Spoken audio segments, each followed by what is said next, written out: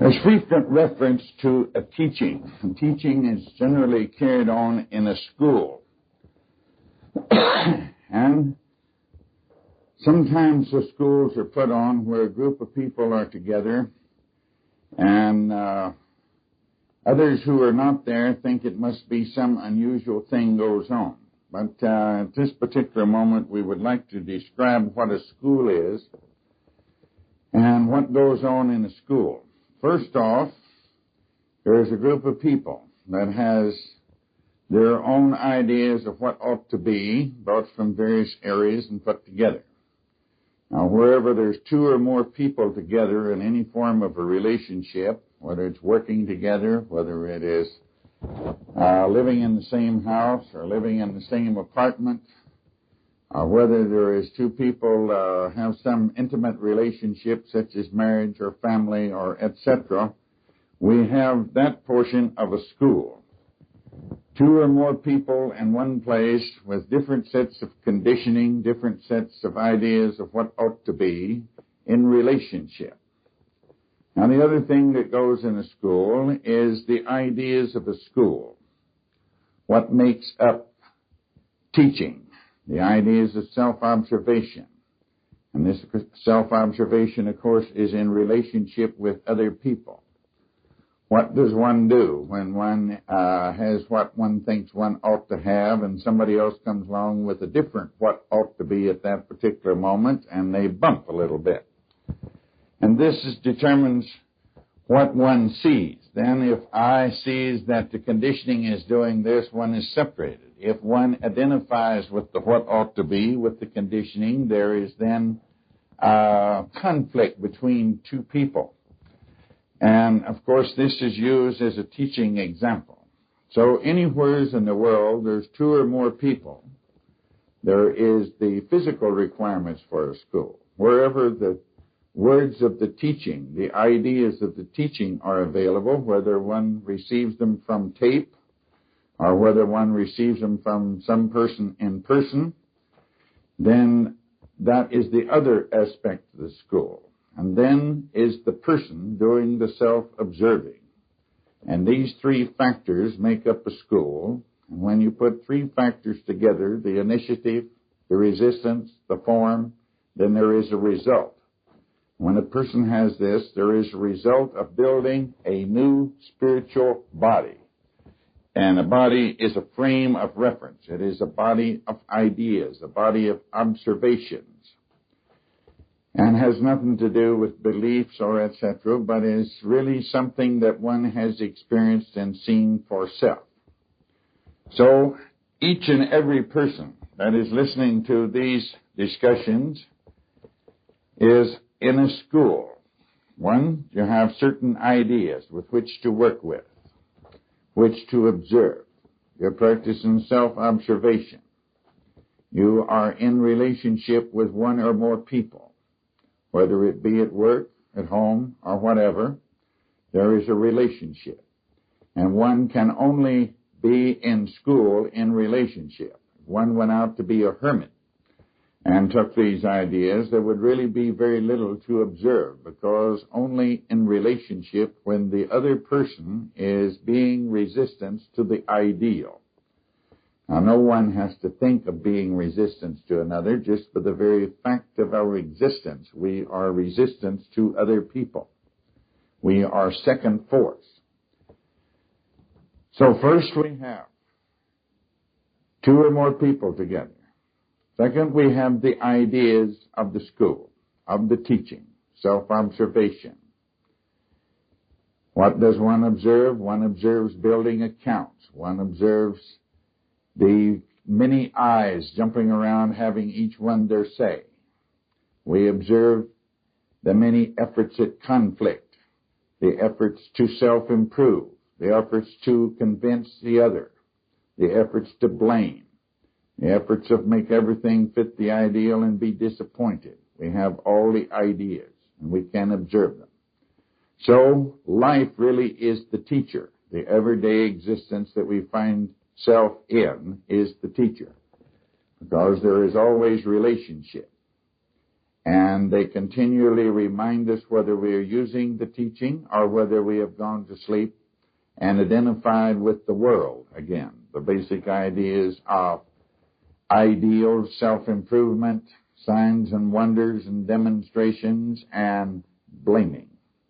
Anti-agape, which comes up with all the unpleasant emotions of anger, guilt, fear, insecurity, frustration, aggravations, annoyances, etc. So one is always in a school, wherever one may be. And if one recalls this and is aware that every other person there is a student also, maybe consciously, maybe unconsciously, but at least I'm a student if I am observing. And each one that bumps me, so to speak, reminds me to use the material. As long as we do this, we will have plenty to do. Now we're going to do a bit of review as to the kinds of eyes that one sees in the self. What kind of personalities are in the self? Now, as we have observed, some of them get to be rather well educated as one is observing them, and they get more cunning. They don't want to be caught. They're like foxes that have been trapped heavily by trappers. They get very aware of being observed, and they become more cunning. The ones that have never seen men trapping them are quite bold. They go on about their affairs. So we might say we are fox hunting or fox trapping, because foxes are, in all fables and teaching stories, considered to be very cunning. So here is some eyes, some foxes that one may observe. There is an eye that continually tries to entice I to identify with it. Is always attempting to get I to identify. And then there's a condemning eye that will pretend to be I. It says, after all these other eyes are doing wrong, and it makes every effort to ally with I, the observer. And I, the observer, has a lonely job, and sometimes it's quite easy when something is trying to be its ally for it to agree with it. And then there's a self-improving I that comes along and attempts to identify itself as being I, the observer. It pretends to observe and says now they will get better, and it starts one into identifying with it, and then it starts into a self-improvement bit. And then there is the self-righteous eyes that try to reason with I to see it as everything should be made righteous. Now these are very cunning. They are pretending to be angels of light, and they are wanting more and more righteousness, but their real intent is to get I to identify with them. Once one agrees with, identifies with one of these not I's, then they begin to change their tactics. And then there's justifying that makes almost anything sound good. They are wonderful attorneys at law. They can argue fine points about anything to make it sound like this really should be justifiable. This is right. This is really X talking, maybe. They're experts in changing the meaning of words. These eyes just love to take the teaching that I is free to experience whatever may arise in the house of the self and not identify with the happening, and they try to twist that idea into license to do anything and everything that they can justify. Obviously, we will observe that there is two basic parties of I's, both of which are very cunning, the party of A and the party of B, and that they are in conflict, and that each party is attempting to get I to identify with it to overcome the other party, which is being held out as being very evil. In other words, seemingly it would be quite all right to overcome evil, wouldn't it? And A holds out that B is evil because it produces guilt, and because it puts on a false front, and because it will believe whatever it is told to believe by an authority, and so it holds out how evil that is, and one should join forces with A in overcoming it. But B says you should overcome A because A is a complainer, and it is a violent one. It sticks up for its rights, and above all, it judges and blames other people. And both of these can be made to sound very enticing. But as I observes these, I is beginning to build a body, a spiritual frame of reference. Now, the old frame of reference was somewhat of a monster. It had two heads, A and B, and anything with two heads is rather a monster. And it has complete disorganization in itself, and it has all kinds of blind areas. It is, in some place says it has a beam in its eye, and is still trying to get the speck out of its brother's eye. A has a big beam, trying to get the speck out of B's eye, and B has a big beam trying to get the speck out of A's eye. So they contend and moan quite a bit, but they get more and more subtle as we go along. So it is well to be aware of these parties. Keep the picture of man where one can observe it and listen to their various ideas. Also, they begin to try to get one to agree with thoughts. Now, thoughts are mere associations, and as associations come along, one sounds pretty reasonable. We read something in a paper or someone says something and we associate something else with it and feel that we have made a great stride in understanding, but it is still only one of the old associations. It is to be seen and reported, not to be identified with, not to be judged. As long as one is seeing and reporting, one is building a clean and pure spiritual body. And the old man that is distorted, has two heads, is blind, possibly is a leper, is being destroyed. It's being eliminated by X. Another way of saying it, that the whole house is being cleansed, the house of the awareness, and is being cleaned so that I, with its new body, can move in. Now, it's like any baby. It starts off with a very small body, just observing. But as it observes, it begins to then, by experience of observing, not eyes, begins to build a spiritual body. It has a spiritual frame of reference. It has discernment. One might say it discerns demons, the not eyes. And it discerns spirit, the truth and the value of the teachings that reminds it what to do. It does not tell it must do this or not do that. It is a guide, a light, and it begins to be a body full of light. And more light is in, the less and less of the dark creatures of the conditioned world are in. One might also observe these very cunning eyes, that there is a considering eye that always says, now, how does this affect us? How does this do this? Now, that wasn't fair, the way they did that. And I is easily enticed in this, because I is always doing what seems right, proper, and justifiable, and really leaves off the justifying. But the not eyes use justifying to make every sort of a thing seem right and proper. After all, that is the whole purpose of justifying, is it not? That it makes something that is questionable seem to be right or proper. Now, I only does that which is right or proper, but the not eyes use the techniques of justifying to make most anything appear to be right or proper.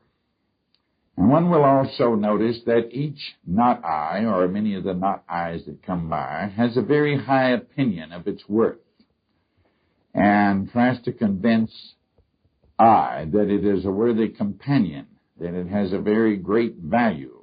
And this, again, is another form of justification. There are a group of eyes, a whole group of them, that defend this false picture that they call being pride. They are continually having a picture of their great worth and their great value to I, that they're helpmates, that they're of value to him, and they defend this position. And one may notice, as we have noticed before, that pride and vanity and greed are very powerful forces, especially when they have justified themselves into appearing to have on shiny garments, that they're clothed with very adequate reasons for being a helpmate to I. I is, of course, always realizing that it is not quite complete. It is a function of X. And while it's in this new stage of being aware, it has not really realized X yet. So it is always groping for an ally or a companionship to make it feel complete.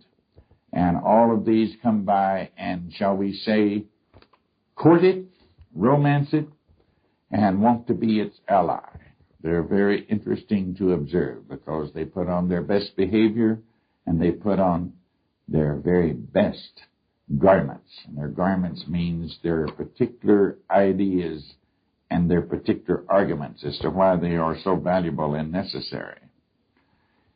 And another one that is very interesting to observe is that to observe if one criticizes other people and any situation. This is one of the better ways to observe some very cunning, very carefully hidden not eyes. They criticize something in another person, and you may be quite sure that if there is criticism of another person, that not I is lurking somewhere in the house speaking in the name of I.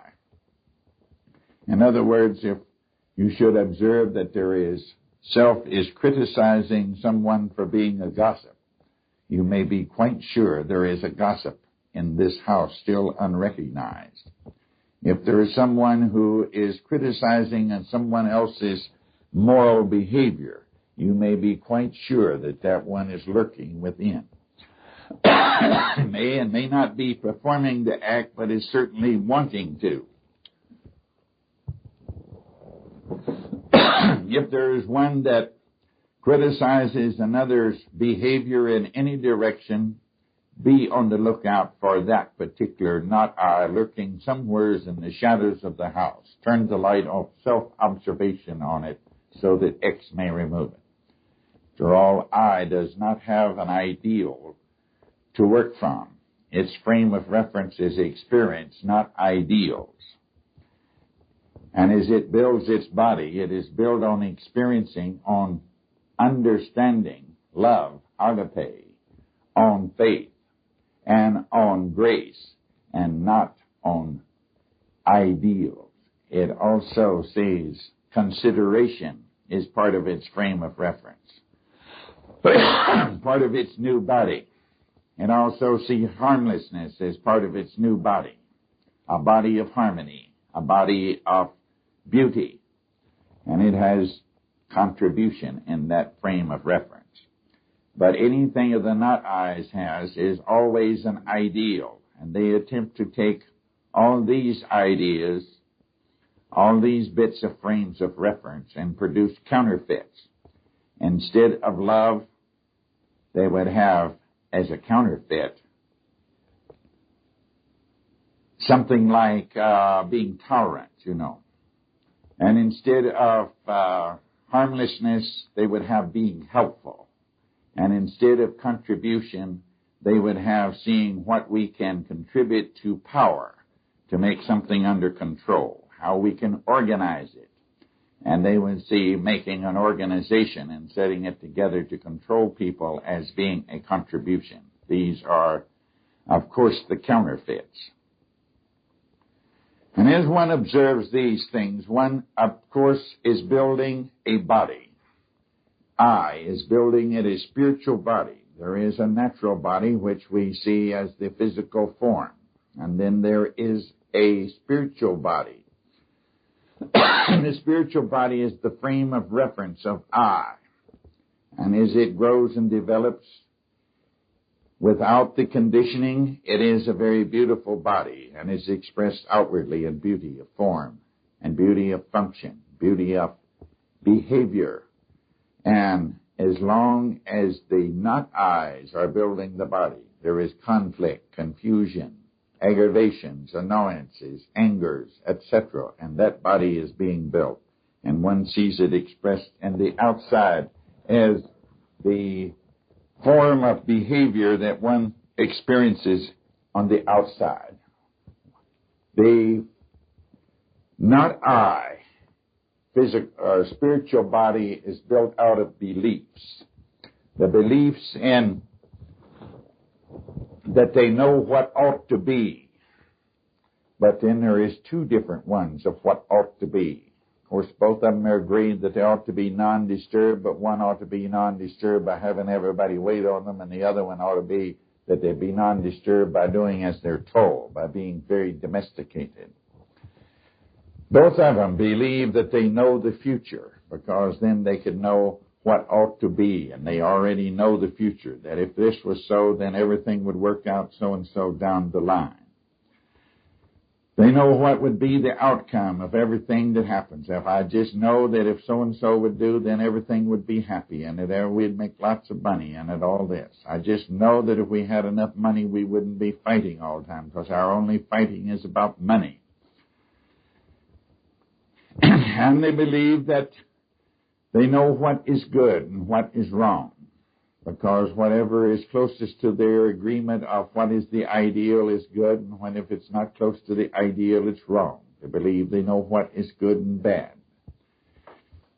The false body, the crippled spiritual body, the one that is dying, is made out of beliefs. Beliefs in things that are not true. A belief that I know what I need in order to be happy, and that I know what happiness means. And I believe that I know how to get what I need to be happy. And really the only thing that that body doesn't admit to knowing is that I don't know how to make all others see things like I do, so that they will do what I know is right, and then that I could be happy. But one says they don't know that, and of course there is much study on how to make other people do what they ought to do. What I know is good for them. It is probably the most studied subject in the world. And incidentally, it may be a very nice one to observe. That suggestion comes appealing to the four dual basic urges. And it first appeals to that very first method of self-improvement. But instead of complaining, it complains for one. Someone comes up and complains for you and tells you how unfortunate you are and how badly you have been mistreated. And then they tell you about all your rights, and they want to stick up for your rights for you and tell you how much you should stick up for your rights. And they tell you what's to blame and who's to blame for all your misfortune. And they tell you how different you are, and that is because you are so different and so unusual is the reason that you're being persecuted and mistreated. You must beware, because that is the slave master. That is the way the slave operator works. It is very interesting to listen to it, because certain people have found how to control the conditioned human being mind with precision, and it is being practiced. Observe, and you will see. Come, stick up for their rights. Blame for them. Complain for them, and tell them how different they are, and see how appealing. It seems that someone really understands me, and this puts the person in a slave box. And of course, there is an I that says its ability to reason is infallible. That everything it reasons out with logic is bound to be true. If it is logical, it is true. If 2 plus 2 equals 4, then 4 equals 4. But it's also just as logical, but not true, that if 2 plus 2 equals 7, then 7 equals 4. And I believe that if a statement is logical, that it must be true. That is a very common one, and one that is hidden away behind a barrier that sometimes makes it difficult to see. And also there's one that believes that as long as something is committed to memory from phrases or words from books, that the I thereby knows the whole meaning of it. This is a continual suggestion to I to identify with an opinion a viewpoint. And there is many, many, many more of these beliefs. Now, may we say that it would be interesting to write down this week all the things that one finds one is saying, I believe. Write it down, then observe it, check it out, and see if there is a validity for that belief. If there is a validity, you no longer believe it, you're aware of it. If you believe it, it is from conditioning, and you haven't checked it out. So suppose that for this week, we take as our practical application writing down all the things that starts with I believe, and spend some time in digging into seeing what I believe. This is an excellent work for I to observe the beliefs stored in the archives of the awareness, many of which will then react almost spontaneously or mechanically as long as there is a belief. Now, we're not saying that these beliefs are all false. We're only saying that we can check them out. If we have a belief that is impossible to check out, then, of course, it is not a valid belief. We will park it amongst the unknowns and wait until sometime maybe there will be a way to check it out. But if there is a way to experiment with it, we can find out if it be true or if it not, by our own efforts, by observing these beliefs. Now, belief is a poor substitute for experiencing. I may believe that there is a lost city somewhere, but unless I go see, I will only be operating on theory or a hypothesis, and I will not be using the ability of I to experiment. So for all beliefs, we'll write them down. Possibly you can sit down and gather up quite a bit of them all at once, and then as you go about your way, you will be observing the self, and it will pop out, well, I believe this, and I believe that, and I believe the other. So we can see what the self believes. Then we can check those beliefs out and see if they have validity. This will keep you quite occupied. You will also listen to beliefs of others, and you will observe whether they have any validity or not. And this is to be checked out and to be verified if there is validity to the beliefs. And not much more valuable thing could be spent. So let's check out the beliefs. And the ones that can't be experimented upon can be parked away amongst trivia.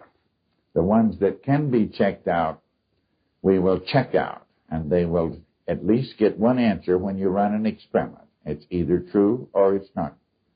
It is works or it doesn't work. That's one wonderful thing about approaching things scientifically. There is no failures. There is always an answer. Yes, it's true. No, it doesn't work. It is not true. And this way we change beliefs either into experiments, something that has been experienced and known, or something that can be discarded. And this eliminates a lot of very cunning not eyes.